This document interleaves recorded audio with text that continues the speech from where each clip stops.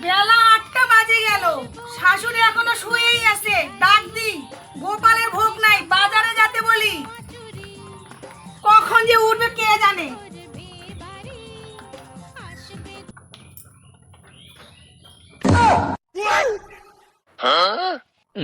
মা উঠেন, গোপালের ভোগ নাই, বাজারে যেতে হবে, ভোগ নিয়ে আসেন।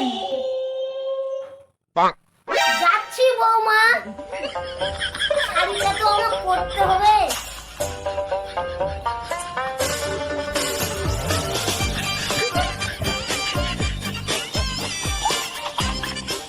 বৌমা, আমি কি কি ফল কিনবো?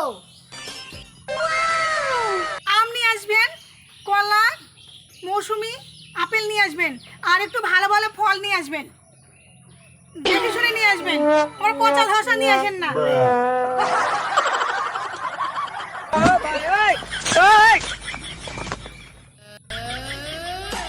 আম, কলা, মৌসুমী, বেদানা,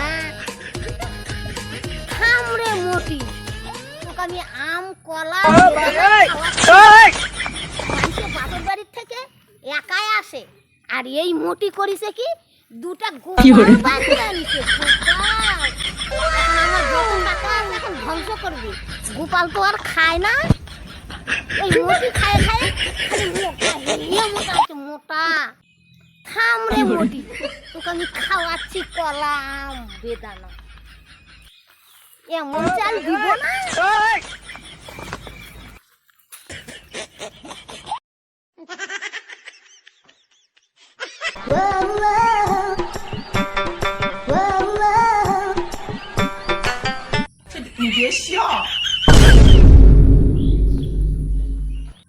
ও বৌমা, এই দেখো তোমার ফল আনিছি, নাও।